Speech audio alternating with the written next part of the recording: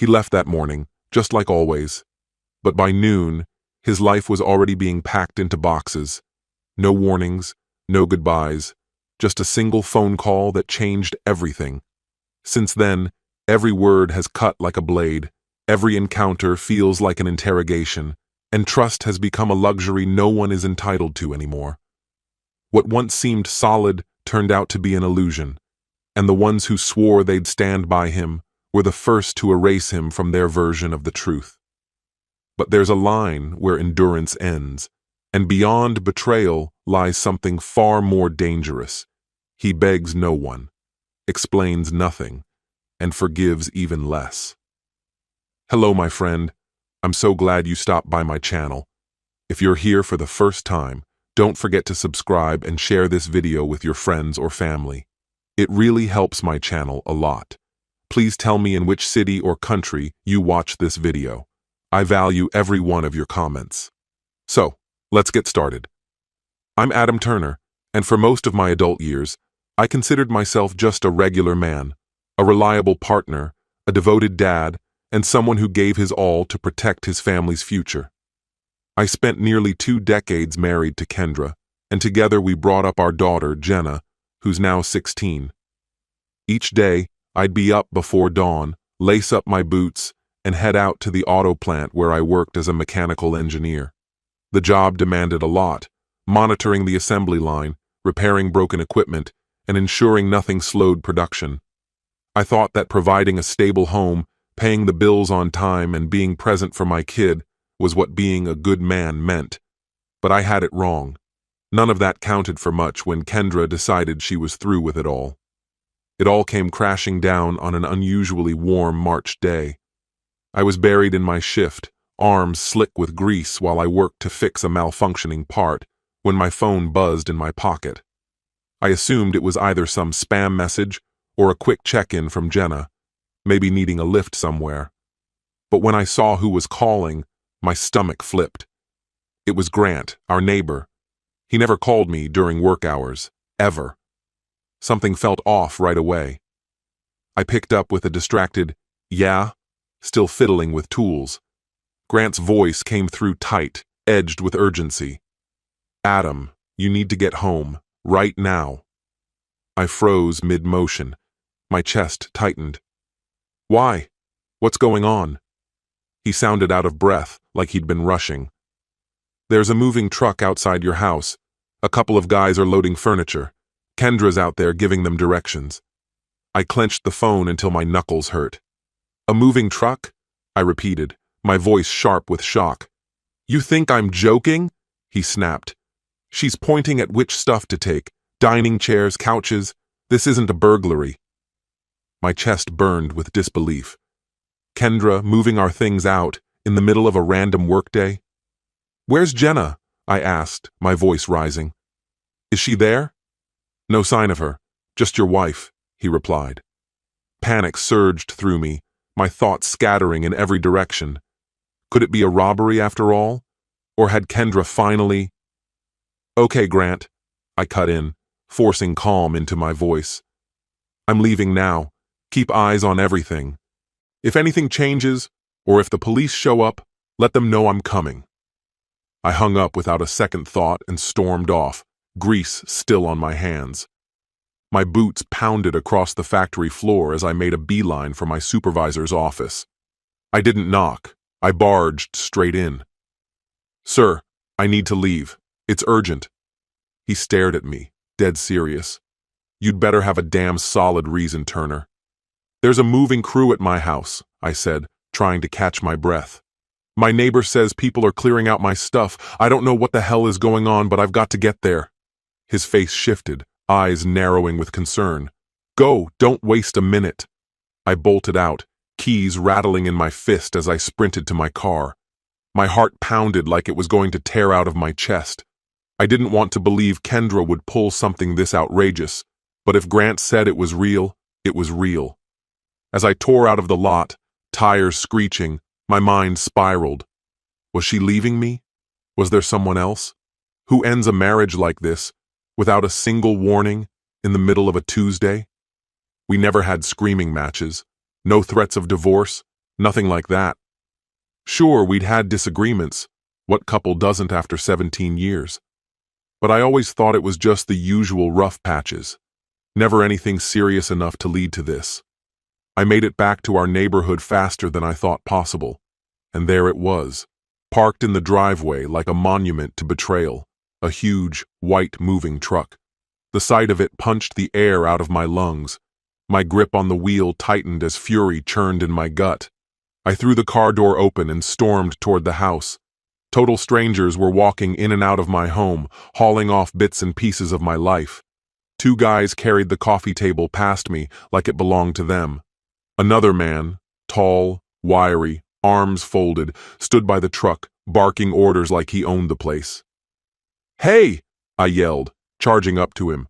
"Put that down, now!" He barely spared me a glance. "Mind your business, man," he muttered, like I was the intruder. That was all it took for something inside me to snap. My fist flew before I could stop it. It connected with his jaw, and he stumbled backward, hitting the pavement hard with a grunt.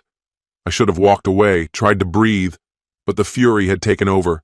That was my home, my belongings, my life. And this guy thought he could just waltz in and take it? He tried to push himself up, shielding his face, but I wasn't finished. I grabbed a fistful of his shirt and yanked him forward. "You think you can steal my life like this?" I roared, landing another punch square across his cheek. Another blow crashed into the man's shoulder. He let out a guttural cry, knees buckling as he raised both arms to shield his head. My hands trembled as I fumbled for my phone, heart thundering in my chest, adrenaline flooding every vein. In that white-hot second, I was set on calling the cops myself, but rage made my fingers clumsy. Still, I managed to hit the numbers. 911, but I barked it out like a curse. 911. Didn't matter. The dispatcher's voice came through calm, unshaken. "Do you need police or medical assistance, sir?" they asked. "Police," I snapped, not even hesitating. "There's a damn thief in front of me right now." The operator began telling me to retreat indoors, to stay somewhere safe, but I cut them off mid-sentence. "I've got it handled," I growled, and ended the call with a hard tap, clutching the phone like it was a weapon. Then, out of nowhere, I heard someone shout, a voice I knew too well, filled with panic and disbelief. "Adam, what the hell are you doing?" I whipped my head around, my pulse thudding in my ears, and saw Kendra sprinting across the driveway. She shoved past me without a second thought, falling to her knees beside the man I'd struck. Blood trickled from his nose, and a purplish bruise was blooming along his jaw. "Wesley, oh my God." Her hands trembled as she brushed his face, voice soft but urgent. "Don't move." I stood paralyzed. "Wesley?" The name struck like ice in my gut. "Who the hell is Wesley?" I demanded, but the truth was already gnawing at the edges of my mind. Kendra glared up at me, her face twisted in fury and disbelief. "He's my boyfriend," she spat. "And you didn't have to attack him like some kind of wild animal." Her words hit harder than any punch I'd thrown. Boyfriend? I stared at her, completely floored. 17 years, a shared life, a daughter, years of building something real, and now this. She had a boyfriend? Wesley moaned in pain, clutching his ribs. "Damn," he wheezed. I stood there, rooted to the spot, my throat tightening until I couldn't breathe. Then a blinding rage surged through me. "You're my wife," I snarled, "and you're sleeping with this loser? In my house?" Without thinking, I turned and delivered a brutal kick into his side. He folded in on himself, gasping in agony. Kendra screamed, her hands flying to her mouth. "Adam, stop! You're going to kill him!" But I didn't hear her. Not really. My fury drowned out everything else. I kicked him again, wrenching another pitiful cry from his lips. Two guys standing by the moving truck just watched, arms crossed, like it was the best drama they'd seen all week. Then a high-pitched siren sliced through the chaos. A police cruiser skidded to a stop, and two officers jumped out, hands near their holsters, eyes scanning. One of them, a tall, broad man with a commanding presence, stepped between me and Wesley, placing a firm hand against my chest. "Sir, I need you to step back," he said sharply. My fists were clenched, my breath ragged. For a second, I seriously considered shoving past him. But some small flicker of logic held me back. I stepped away, still staring at Wesley's crumpled form. "I'm the one who called," I said through gritted teeth. "They're trying to rob me." The officer turned to Kendra, who hovered protectively by Wesley's side. "Ma'am, can you explain what's going on here?" She flinched at the question, tears streaking her face, whether from guilt or panic I couldn't tell. "This is Wesley Archer," she said, voice shaking. "He's my boyfriend. We were just moving some of my stuff out of the house, that's it." My jaw tightened. I wanted to take another swing at Wesley, but the officer's stare held me in place. "Your possessions?" the officer asked, his tone skeptical. "Have you filed for divorce or legal separation?" Kendra hesitated. Her eyes darted to the side, and in that pause the truth hung there, obvious. "That's what I thought," he muttered. "You can't just take property from the house without going through the proper legal steps. Your husband's well within his rights to press charges." She swallowed hard, eyes landing on the moving truck as though seeing it for the first time. The reality was finally dawning. This whole plan of hers wasn't just messy, it was illegal. Meanwhile, I felt a cold, vindictive satisfaction bloom in my chest. She thought she could walk out, betray me, and still act like she was the victim. Not a chance. The officer let out a measured breath. "Unless you have a legal agreement authorizing the removal of shared assets, the only items you can take today are your personal clothes. Do you understand?" Kendra's expression hardened, then twisted with rage. "That's insane," she snapped. "He should be the one leaving. He's been manipulating me for years. I earned that house." My blood boiled hotter. "That house belongs to my mother," I snapped. "You don't own a damn thing in it." Her voice rose, shrill with emotion.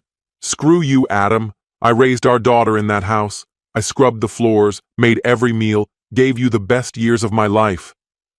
"This is my home too," she declared firmly. That was all the officer needed to hear. He straightened up, voice sharp. "Ma'am, that's enough. If the deed doesn't have your name on it, then it's not yours. Keep resisting and I'll be forced to escalate this legally. Is that clear?" Kendra didn't respond right away. Her eyes shimmered with unshed tears, fury tightening her jaw. Then she spun toward the movers. "Fine. Put it all back," she barked. They sighed collectively, annoyance radiating off them, but got to work without protest, climbing down from the truck to begin reloading the furniture. I noticed a few of them exchange amused looks, like they were watching an over-the-top drama unfold in real life. The officer turned to me next. "Do you want to file charges, or do you just want them gone?" "Just get her out of here," I replied, my tone cold and lifeless. "Where she goes isn't my concern, just not back here." Kendra shot me a look I couldn't decipher, maybe hurt, maybe betrayal, but I felt completely numb. She turned and stormed into the house, presumably to gather the last of her things. I didn't move, arms crossed tight against my chest, gaze fixed on Wesley, who was trying, unsuccessfully, to pull himself off the pavement. His lip was split, blood smeared across his cheek, and a purplish bruise was blooming around his eye. For a moment, I felt a flicker of pity. But then I remembered how he had stood there, giving orders to move out my belongings like he had any right to. The sympathy vanished. Roughly 10 minutes passed before Kendra reappeared, dragging 2 large suitcases behind her. She made a beeline for her car, until I lifted a hand to stop her. "Wait!" She spun, livid. "You've got to be kidding, Adam." "Open them," she scoffed. "Seriously? You think I'm stealing from you now?" I said nothing, just shrugged, expression unreadable. One of the movers snorted quietly. The officer sighed, already weary. "Ma'am, if you don't mind, go ahead and unzip the bags." With a dramatic roll of her eyes, she unzipped the first one. Clothes, shoes, and beneath a neatly folded sweater, My laptop. I reached in and grabbed it. Want to explain why this was in your luggage? She looked away, lips pressed into a hard line. I needed it, she mumbled. There are files on there. Sure, I cut in, pulling the charger from the side pouch and tossing it aside. If you're so desperate for a laptop, ask your new man to buy you one. You're not taking mine. Wesley was leaning against the truck now, one arm hugging his ribs, his breathing shallow. I heard him mutter under his breath, Jesus, Kendra, let's just go. She shot me one final venomous glare before yanking her suitcases behind her. The officer gave a subtle nod to his partner, silently instructing him to keep a close eye until they were fully gone.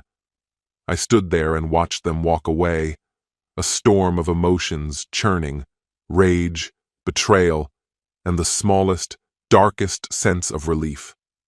She hadn't gotten everything she wanted.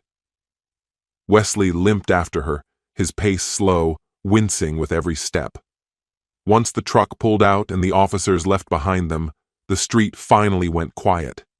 Inside the house was a wreck, tables scraped across the floor, chairs in odd places, cardboard boxes strewn around like aftershocks of chaos. The air smelled like stress and exhaustion. That's when the reality truly sank in. She was gone. She had chosen someone else. She'd tried to strip the house bare like it was hers to dismantle, and now I was left with scattered furniture, a bruised sense of pride, and a searing fury. I tried to clean up, but my hands were shaking too badly to do anything meaningful. I dropped onto the couch, leaned forward, elbows on knees, and buried my face in my hands. How long had this been happening? How many lies had she told straight to my face? And yet, even amid the wreckage, one thing kept me grounded. Jenna. She was still my daughter. She'd get it. She'd be on my side. Right? About an hour later, the front door creaked open. I looked up and saw Jenna stepping inside, school bag slung over one shoulder. She stopped in her tracks, scanning the room, overturned furniture, muddy footprints, belongings scattered in disarray. Dad? What happened? I let out a long breath and rubbed my temples. Come sit, I said, voice thick with tension. She sat carefully in the nearest chair, letting her bag slip to the floor. I studied her face, waiting for a reaction, shock, anger, disbelief, but she just sat there, calm, expectant. Finally I spoke. Your mom left, ran off with that new guy of hers. She blinked slowly, then with surprising ease said, Oh, you mean Wesley? I felt my stomach tighten. You know him? She picked at her bag strap.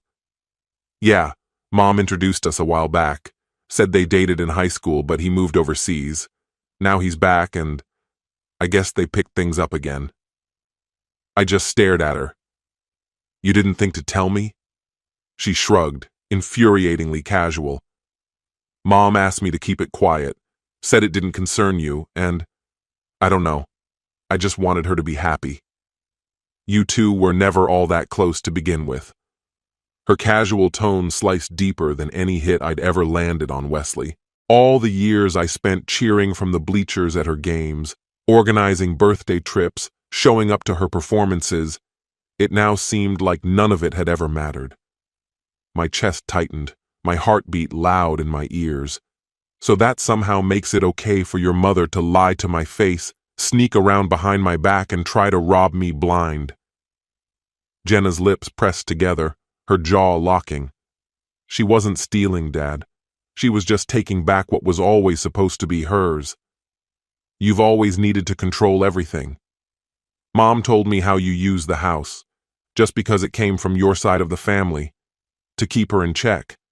How you keep your finances separate. How you track every dollar she spends like it's a crime. I let out a cold, bitter laugh. Did she also share how I never once missed a mortgage payment?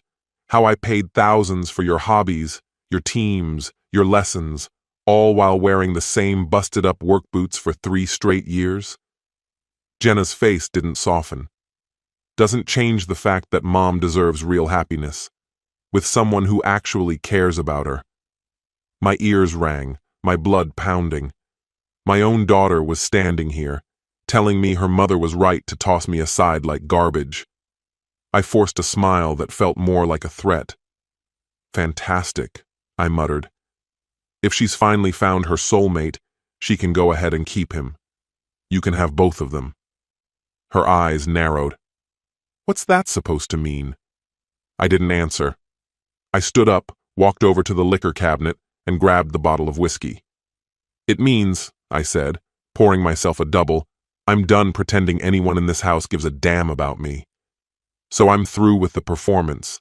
No more loyal husband, no more loving dad." I threw the drink back, the burn of it cutting through my chest like fire. "From now on, I'm looking out for myself." She watched me silently, arms folded, but her eyes betrayed a flicker of unease. "What are you planning to do?" I slammed the empty glass down on the counter, the echo sharp and final. What any man with half a brain would do after getting played. I'm drawing a line. I'm taking back what's mine, and I'm done holding this family together. Her eyes flinched, just for a second. "That's harsh, Dad." "Is it?" I snapped. "You didn't hesitate to throw cold words at me when you said Mom was right to walk out." She stood straighter, folding her arms tighter around herself like armor. "I'm just telling you the truth. Mom told me you never really loved her, that you just stayed because it was easy, not because you felt anything. She wants a chance at real love." That flame inside me flared up again. "Fine," I hissed, turning my back on her. "Go, run off and be the perfect little daughter to Wesley. Pretend he's the father you always wanted." She paused for a moment, then stormed off, slamming her door hard enough to shake the wall. I stayed there, my breath ragged, caught in the storm of betrayal and fury that had consumed the house. In just one conversation, the life I thought I knew was reduced to rubble. I barely slept that night. By sunrise, my course was clear. I was at the law office of Ron Jeremy.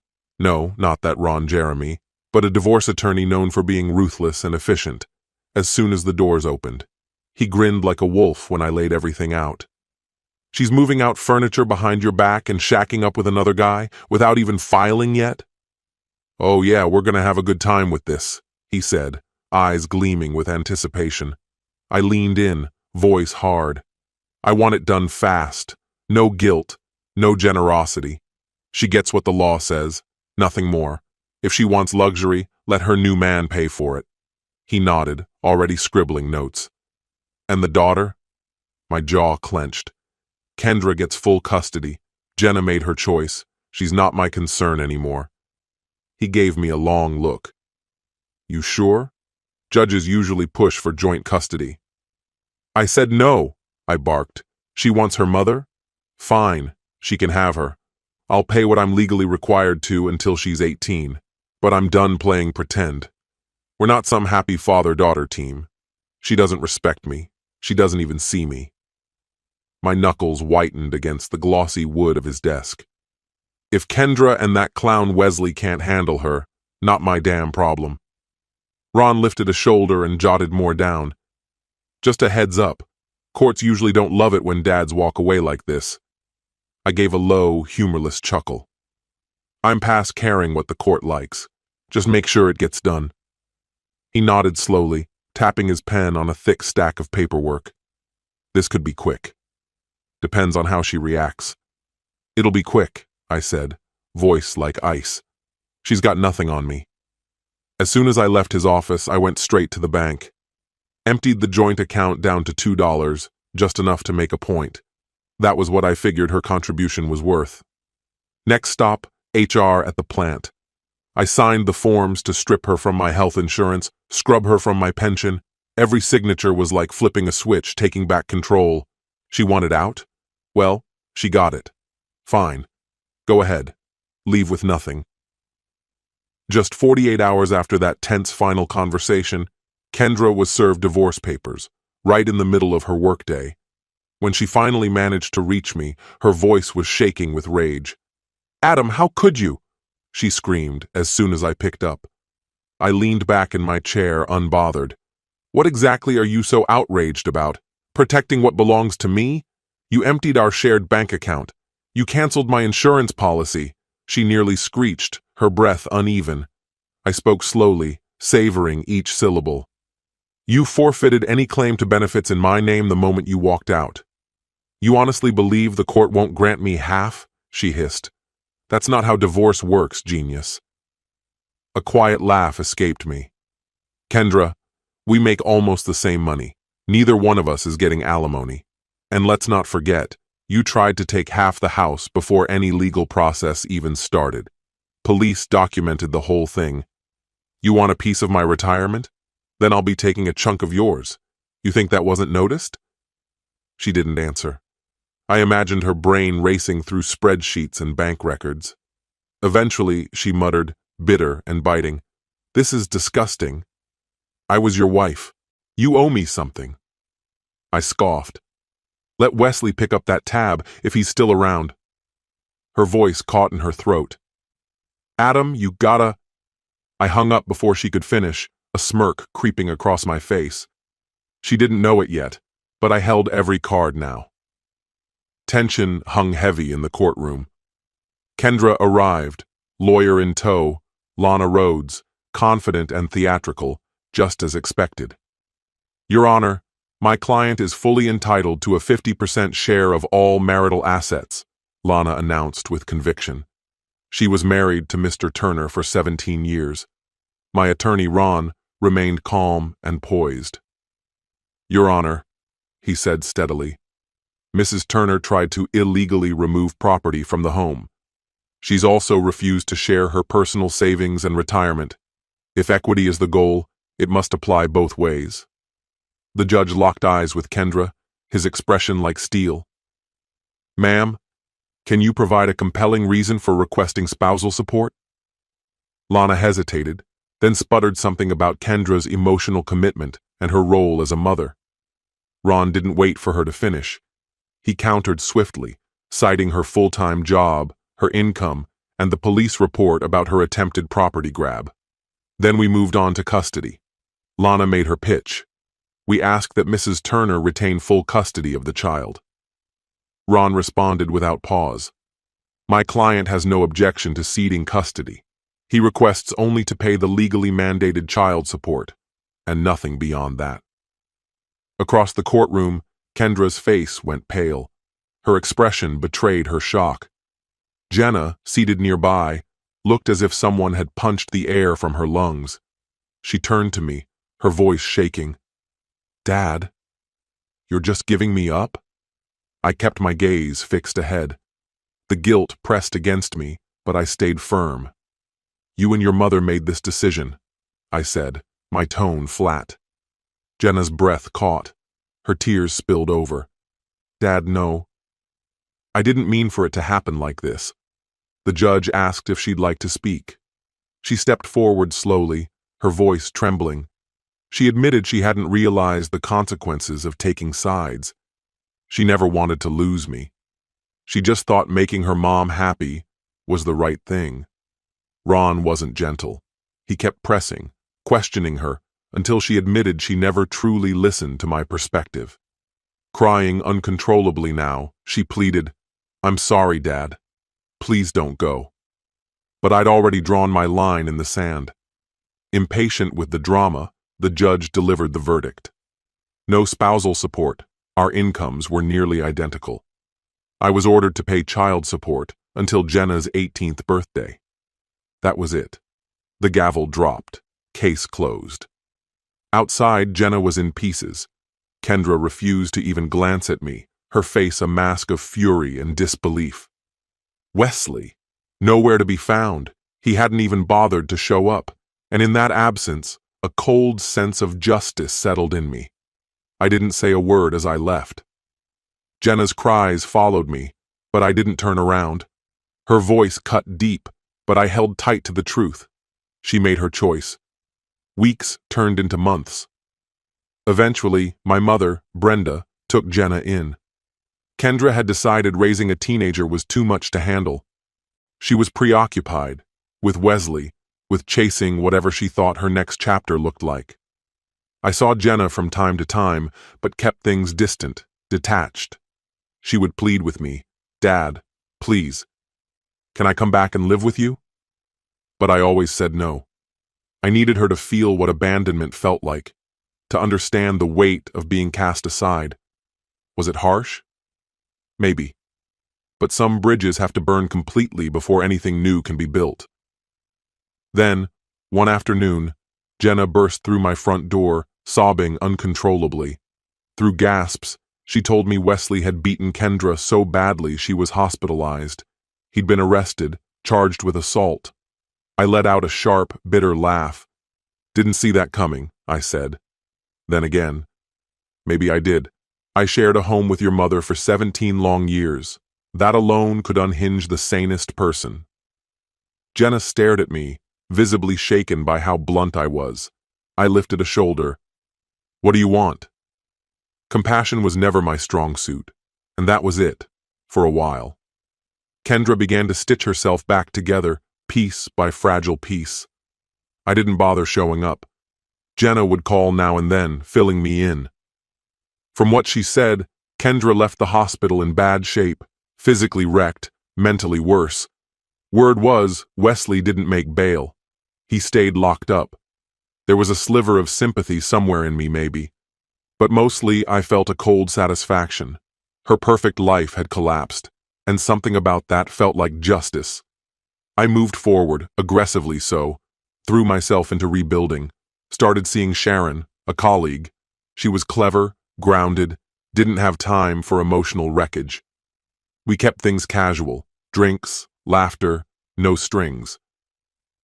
While I moved on, Kendra floated in and out of Jenna's world, trying to mend what she'd shattered. Apologies were made, efforts to restore something resembling normal. Jenna stayed at my mom's, nursing her bitterness, not forgiving either of us.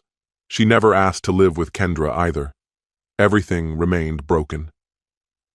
Then, one early morning, someone pounded on my front door, too early, not even 7. Still half asleep, I stumbled out of bed, hair sticking out in every direction, my mood already foul. I swung the door open, ready to unleash hell on whoever thought this hour was acceptable. There stood Jenna, red-eyed, and beside her, Kendra, pale, exhausted, like she hadn't seen sleep in days. She wouldn't look at me. Jenna stepped forward. "Dad, we need to talk." I narrowed my eyes. "Right now? Seriously?" Arms folded, I leaned in the doorway. "Okay, what now?" I asked, dreading whatever disaster was next. Kendra's voice barely held steady. "We're in serious trouble." I sighed, unimpressed. "Trouble? What now? Don't tell me you've picked up another lunatic." Her throat bobbed as she swallowed. "Wesley's still in jail, but I'm pregnant." It hit me like a brick. I blinked, unsure if I'd heard right. My gaze flicked to Jenna, who gave the faintest, saddest nod. "Pregnant?" I repeated, voice turning cold. "And you know it's his how?" Kendra wiped at her face. "I don't. That's the problem. It might be Wesley's, but it might be yours." Her voice cracked. "You remember that night, don't you? That awful drunken night a few months back. And I was still seeing Wesley then. So I honestly don't know." The hallway spun. I'd chalked that night up to a reckless, meaningless lapse during the death spiral of our relationship. But now? You really came here at the crack of dawn to dump this on me? My voice climbed with anger. Jenna grabbed my arm. "Dad, listen, she's scared. Wesley's unstable. If he finds out there's a baby, there's no telling what he might do." Kendra's voice was hushed, barely audible. "I know I don't deserve your help," she said, trembling. "But I've got no one else. My parents cut me off. I'm behind on bills. I missed rent. If the baby's his, I can't let him near it when he gets out." I gritted my teeth, trying to keep my temper in check. "Not my problem," I snapped. "Maybe you should have thought about all that before jumping into bed with a psychopath." Jenna's grip tightened, tears streaming freely. "Dad, he's dangerous. He says twisted things. She's pregnant and alone, and I'm stuck living with Grandma Brenda. I just want to feel safe again." Her voice cracked. "I miss you. I know I hurt you. But please, please just let us stay here." I looked at her hand clutching my sleeve. It was shaking. She looked fragile, like she might break at any second. Kendra stood there like a ghost, drained, eyes swollen from crying or maybe just stress. There was a time when I had loved Kendra. And Jenna, she's still my daughter, even after everything. But the betrayals were hard to forget. How easily Jenna had left. How Kendra had chosen Wesley. This moment felt like some kind of cruel karma. They had burned the bridge between us. Now the water was rising and they had no raft. Was I supposed to save them? Neither said a word. They just stood there, pleading silently, full of fear and desperate hope. The sun broke over the horizon, catching the salt streaks on Kendra's face. Jenna looked ready to collapse. I breathed out slowly, my chest tight. "And what exactly do you expect me to say?" I asked, voice flat. "Welcome back? Let's pretend we're one big happy family again? After all the deception, betrayal, and the chaos that nearly destroyed me?" Kendra's voice caught in her throat as she searched for words. "There's no excuse for what I did," she whispered shakily. "I never wanted it to spiral like this." Her gaze darted away, shame flickering in her eyes. "Wesley, he wasn't supposed to be like that. I never thought he'd turn violent." She gave a slight shake of her head, like trying to dispel a nightmare she couldn't wake from. "I once believed I was walking away toward something safer, something better. But now, disgust churned in my gut. And now you're pregnant, and you don't even know who the father is. Look at what you've become." Her face crumpled under the weight of my words. Beside her, Jenna wiped her cheeks, tears flowing in silence. "You can hate us all you want, Dad," she said through trembling lips, "but you can't ignore what Mom's going through. If there's even the slightest chance that baby is yours, you have a responsibility. And even if it's not, I'm still your daughter. We still need you." A sharp ache bloomed in my chest as I looked at her. My heart hammered like it was trying to escape. I steadied myself with a breath, my fingers tightening on the doorframe.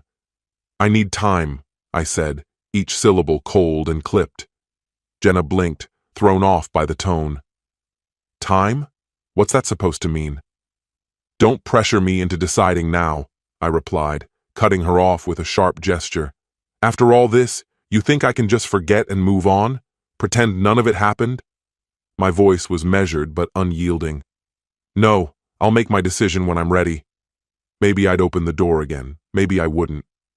I saw a flicker of hope in Jenna's eyes, then watched it die. Kendra's shoulders slumped, the weight of everything finally crushing her. Her voice barely rose above a whisper.